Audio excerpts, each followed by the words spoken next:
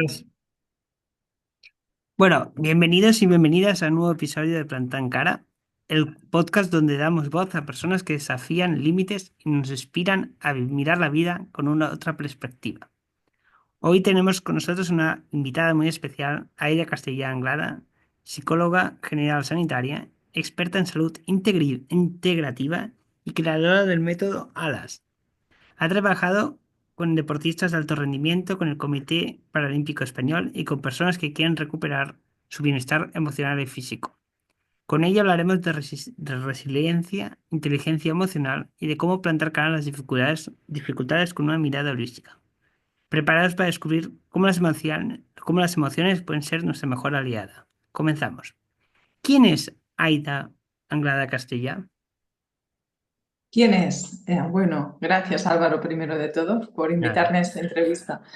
Diría que es una persona muy sensible que cree en el potencial inherente de cada ser humano, ¿no? Como individuos únicos que somos, tenemos aquí un potencial y a base de mucha resiliencia, de mucho aprendizaje con mi vida y con la salud de las personas que me rodean, me he ido formando en una base muy sólida de psicología general sanitaria, una base clínica, y además me especialicé en alto rendimiento, en psicología del rendimiento y otras terapias propias de la naturopatía y terapias más integrativas que me dan una visión muy holística del ser humano. ¿Cómo describirías tu camino profesional hasta hoy? Buena pregunta.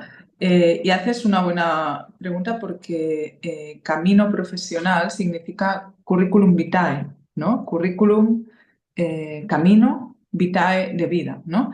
Mi camino profesional ha sido mi camino de vida, propio de una evolución constante, intencionada y resiliente, en la que a través de muchas dificultades con mi propia salud, como he dicho, y con la salud de las personas que me rodean, he ido trazando caminos para encontrar soluciones. Y después de formarme de forma rigurosa en psicología de la salud, psicología general sanitaria, una vez licenciada, buscaba respuestas que no había encontrado aún habiéndome formado en psicología. Mi pasión por la farmacología, la psicofármaco, la psicogenética me hizo desarrollarme en otras cosas para buscar esas soluciones, ¿no? Para encontrar formas alternativas de tratar y de resolver con menos fármacos y con menos efectos secundarios, para poder ayudar en definitiva, ¿no? Entonces esto me llevó a investigar, a formarme más, y a completar mi formación de la licenciatura con la naturopatía, la nutrición celular, la dietoterapia, la kinesiología, y de manera que he ido creando, ¿no?, esta visión tan integradora y holística de ver a las personas. Al final ha sido todo muy convergente y me permite tener esta herramienta terapéutica más óptima y personalizada. Muy bien. Has trabajado con deportistas de élite y entornos de alto rendimiento. ¿Qué te ha enseñado esta experiencia sobre la mente humana? ¡Wow!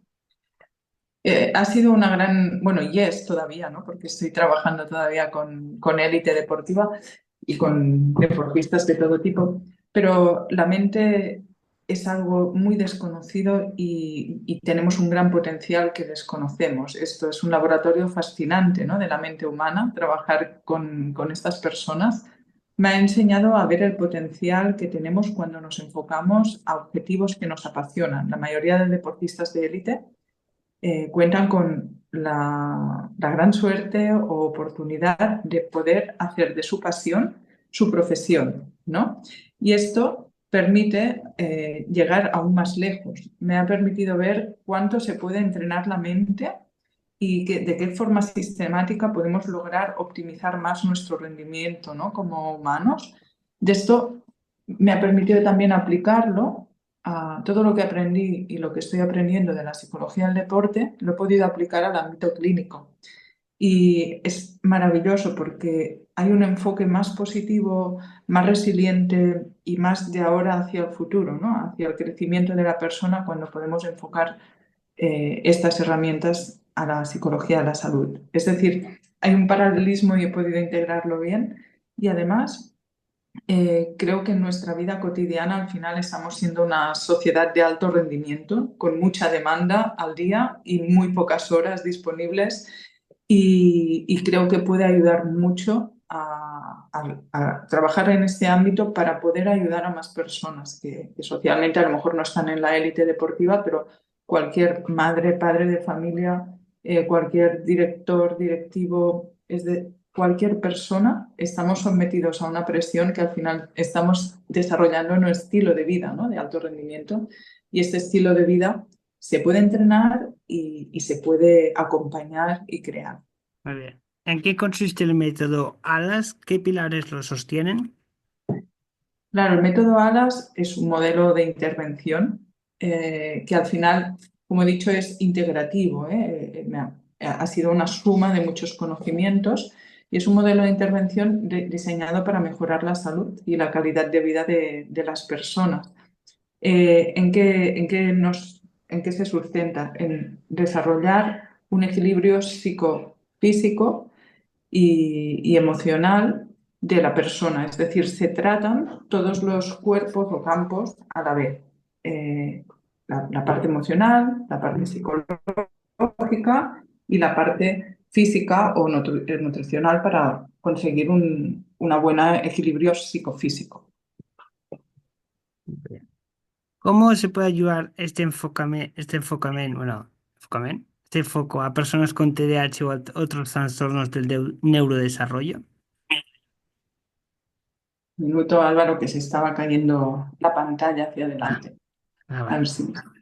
¿Ahora ya? Eh, ¿Me puedes volver a hacer la Sí. pregunta, por ¿Cómo favor? se puede ayudar este método a personas con TDAH y con otros trastornos del neurodesarrollo? Claro, todo lo que es neurodiversidad, ¿no? Como el TDAH, puede ayudar muchísimo este método, porque en definitiva lo que vamos a buscar aquí es que el TDAH a menudo se asocia, ¿no? A estas desregulaciones de neurotransmisores, inflamaciones de bajo grado, pero son inflamaciones, desequilibrios internos, y esta forma de abordar la base biológica, mejorando el equilibrio personal, de forma holística, nos puede permitir tener una base más sólida, un equilibrio psicofísico, ¿no? De todos lo que son los neurotransmisores del cuerpo y además una base para poder cambiar psicológicamente a la persona y poder hacerlo más adaptativo, ¿no? Que genere menos estrés patológico, digamos, Vale. y en esto. Entonces, lo primero es esto, quitar el bloqueo emocional o la desregulación emocional que pueda ocasionar, conseguir un equilibrio psicofísico a nivel neuroquímico con complementos naturales, proporcionando minerales, aminoácidos, oligoelementos, viendo, ¿no?, qué le puede estar faltando a la persona y a nivel psicológico dar herramientas para afrontar esta adaptación más social, más personal y profesional a la vez. Muy bien. ¿Qué beneficios crees, bueno, ya lo has dicho más, un poco, ¿qué beneficios crees que la persona tiene o sí, tiene desde una perspectiva integral, cuerpo, mente, emocional, espiritual, bueno, espiritualmente, cuando realiza el método ALAS, cuando se beneficia del método ALAS? Claro, muchos, ¿no? En el sentido de que al final somos unidades indivisibles. La mente afecta al cuerpo y el cuerpo afecta a la mente. Y las emociones afectan la mente y la mente afecta, ¿no? O genera emociones. Al final somos un todo indivisible. La forma de este tratamiento es trabajar de forma convergente y sinérgica todos los cuerpos a la vez y todos los cuerpos avanzan a la misma. Cuerpos, quiero decir, el aspecto emocional, mental y físico de la persona, ¿no? Y cuando uno ya se siente mejorado a nivel mental, emocional y físico, tiene la capacidad también de hacer de ese impacto, de esa enfermedad, de esa patología o de ese obstáculo que ha tenido, una misión, ¿no? Entonces, esta es la parte espiritual que hablas tú, ¿no? ¿Para qué voy a utilizar esto que he aprendido? ¿En qué más puedo superarme o en qué puedo ayudar a más personas a hacerlo? A ver. qué mitos y malentendidos crees que aún envuelven o sí, envuelven el TDAH? Wow, hay muchísimos, Álvaro, y los que no conocemos, ¿no? Que vamos a descubrir en el futuro.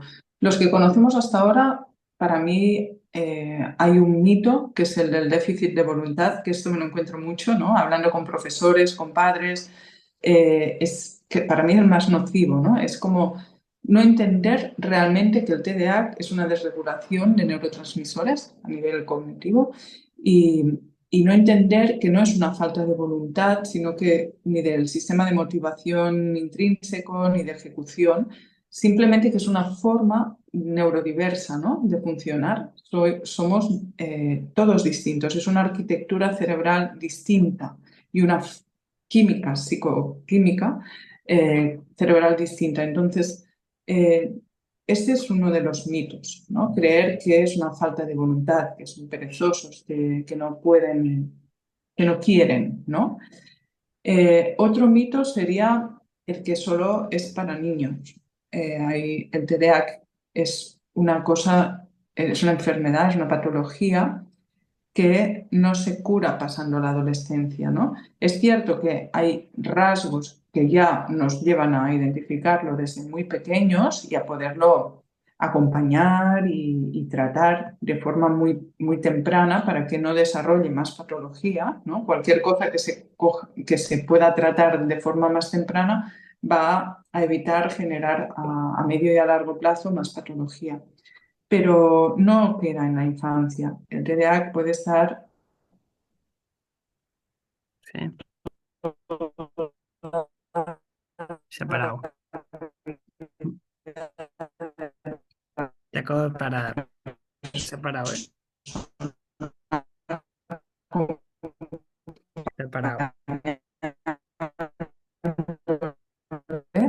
Sí, ha parado. y claro, que las personas creen que el otro mito es visible, ¿no? Es decir, y hay muchos TDA con hiperactividad, pero que no es visible. Ojo, ¿qué quiero decir con eso? Que lo padecen por dentro, esa hiperactividad mental, esa hiperactividad de funcionamiento, ¿no? Que se ve al final manifiesta en su sistema nervioso. También, por contra, últimamente en los últimos años ha habido un sobrediagnóstico de TDAH, ¿no? Entonces, esto lleva a diagnosticar falsos positivos, que les llamamos. Es decir, personas que cumplen con algún rasgo, pero que a lo mejor no todos, pero porque ha sido un poco un cajón desastre durante un tiempo. Entonces, ¿qué ha pasado aquí?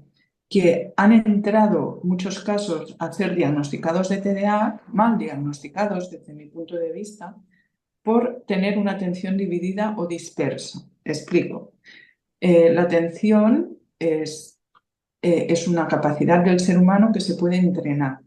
Como hemos vivido mucho tiempo, los jóvenes están subiendo con atención dividida o dispersa, entonces el entrenamiento es de atención dividida o dispersa. Es decir, podemos tener 30 focos a la vez en un mismo tiempo.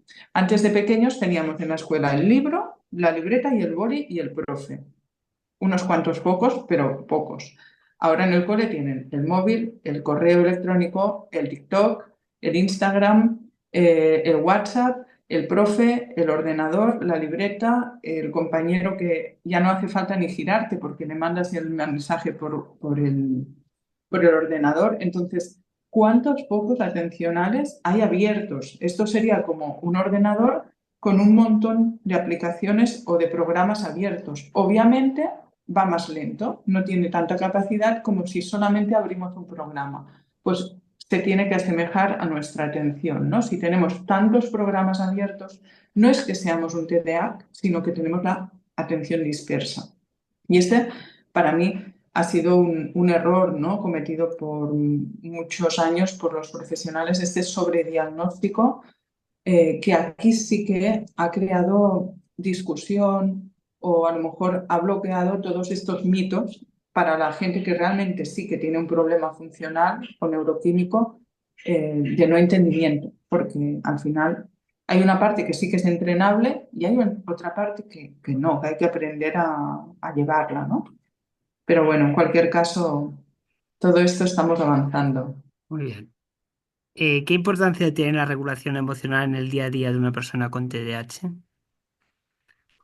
Pues muchísima. Piensa que al final el TDAH lleva, es como llevar un coche, ¿no? Con una revolución que la gente no entiende, ¿no? Lo No vivo se en entiende. primera persona, que yo también tengo TDAH. Claro, claro, Álvaro, ni tú mismo, ¿no? A veces entiendes o te ha costado entender qué es lo que te está pasando internamente. Y hasta que tú no te has llegado a entender. Entonces, lo primero es esta desregulación emocional extrema, estas reacciones desproporcionadas, optadas por cosas menores, que puede llevar, pues, al final, este afectamiento, ¿no? El sentirse que uno no entiende lo que le está pasando.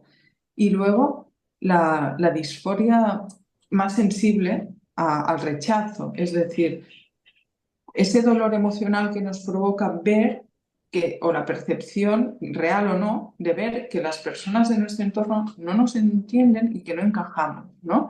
Entonces, eso también es como genera una disforia, es decir, un dolor emocional. Entonces, claro, hay que dar herramientas de regulación para la persona porque si no se vive en un ciclo constante de frustración, de impulsividad, de culpa, y afecta a todas las áreas de la persona y la autoestima y a nivel relacional un montón. Entonces, es que esto hay mucha profesionalización, hay muchos aprendizajes que la psicología puede aportar, ¿no? A personas como tú, Álvaro, que necesitáis de este acompañamiento y de conocimiento. Luego, una Vale. vez aprendido, ya lo tienes y seguro que conduces bien tu coche. Bueno, no sé, no tengo carnet, pero dicho esto, No, ¿crees- tu coche como ya, físico, ya, como te he entendido, te he forma. entendido, te he entendido, te he entendido, tranqui. ¿Crees que el sistema educativo está preparado para entender y acompañar la neurodiversidad? Se está preparando. O sea, no estamos como estábamos hace 40 años, ¿no? Pero que la neurodiversidad prácticamente no se vivía en las escuelas, eran centros comunitarios aparte, pero no estamos donde deberíamos de poder estar todavía. Para mí no faltan conocimientos, sino que faltan recursos. Es decir, se está intentando hacer una integración de la neurodiversidad en las escuelas, pero claro, venimos de un sistema educativo donde se promovía mucho la atención sostenida, las estructuras rígidas, y estos son puntos totalmente mm, inviables, ¿no? Para cerebros neurodiversos, para algunos. Entonces, hay que promocionar mucho, tanto a los docentes para que tengan formación, la flexibilidad metodológica también, para que tengamos, que ya la hay, pero faltan recursos. Un profe al final se encuentra en la clase con tres personas diagnosticadas de TDAH, dos Asperger, dos de altas capacidades. Y claro, no, una persona no tiene, aunque sepa con conocimientos cómo llegar a ellos, no tiene tiempo material para llegar a todos. Por lo menos en este sentido faltan recursos y una individualización real, en el sentido de que cada uno necesitaría su atención. Para mí sí que faltan recursos, como digo, y habrá que tener un cambio de paradigma y de lenguaje. A ver, ¿qué crees que hay de cambiar en el ámbito social para dejar de ver el TDAH, el autismo, el Asperger y otras discapacidades precisamente como una discapacidad y comenzar a entenderla como una diferencia? Claro, a ver, vamos a hacer aquí un paréntesis. No todos los TDAH son, o sea, entran en los ámbitos de discapacidad, ¿vale? Es decir, se diagnostica como una discapacidad cuando ya afecta muchas áreas de la persona, la hace dependiente, etcétera, ¿no? Cuando el grado de afectación del trastorno es muy amplio. Aún así, sí que es una enfermedad mental, ¿no? Un trastorno mental que afecta. Claro, hay que cambiar el paradigma y el lenguaje, porque digo esto y nadie seguramente lo dará por no válido. Y para mí es no válido porque es un modelo de fortalezas, es decir, el TDAH tiene que ser una fortaleza, es otra forma de funcionar para crear en el mundo otra estructura que será más válida probablemente. Fíjate que, como he dicho, nace una generación y están subiendo generaciones con una dispersión atencional brutal, que tampoco se van a poder atender al sistema, no porque ya nazcan desde una base de desequilibrio neuroquímico, sino porque la crean durante este entrenamiento mental de tanta dispersión. Entonces, lo primero es esto, ¿no? Que fomentemos un modelo de fortalezas, la potencialidad que tiene un TDAH, esas calidades inherentes de creatividad, de capacidad de pensar, ¿no? Que normalicemos también la adaptación, que es eso, dejar de culpar y hacen falta modelos, ¿no? Modelos como tú, por esto me encantó que promovieras y que propusieras esta entrevista, porque son modelos de éxito, historias resilientes de personas que con esta neurodiversidad, esta diferencia, y no malgrado ella, a pesar de ella, logran, ¿no? Hacer de esto un hiperfocus, aprovechar el hiperfocus que tenéis para canalizar toda esa energía y lograr crear grandes estructuras. Muy bien. ¿Cómo piensas que podemos empoderar a las personas con TDAH para que planten cara a los estereotipos, a los estigmas, etcétera? Claro, bueno, para mí lo primero es el conocimiento. Yo siempre que un paciente viene a la consulta le explico qué le pasa, qué es lo que está ocurriendo. Porque ahí descargas mucho la responsabilidad y la culpa que siente el enfermo de lo que le está ocurriendo. También el rechazo que crea que nadie le entiende, ¿no? Y esto crea toda esta disforia emocional de la que hemos hablado.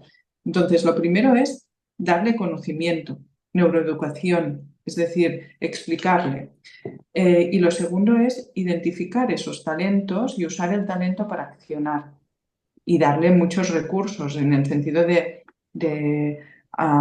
pensamientos, diálogo interno positivo, desbloquear las frecuencias limitantes, bueno, tratarlas para eh, cambiarlas, ¿no? Por creencias más potenciadoras y este desarrollo de una identidad más positiva de uno mismo, cambiando la narrativa que uno tiene de soy un fracaso, es que soy una persona con TDAH, nunca voy a conseguir los retos que otra persona se proponga. Todo este discurso que es tan penalizador hay que poderlo cambiar por algo más racional, ¿no?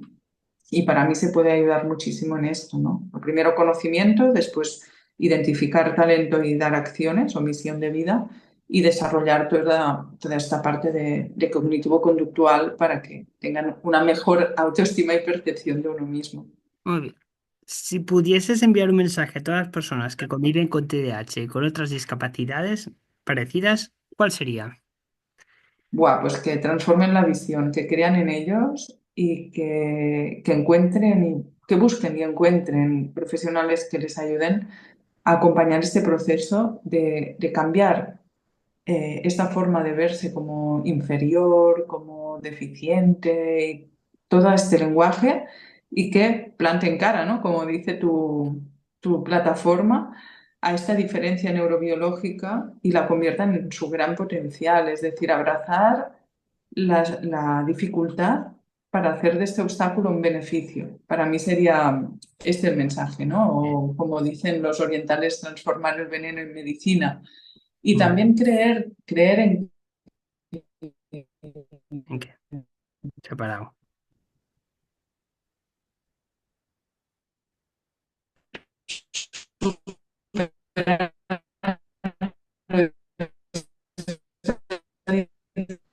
Espera, no te oigo, ¿eh?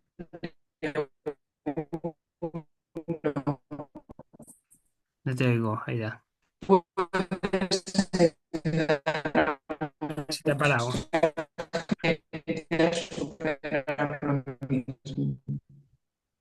A ver si vuelve. Esperamos.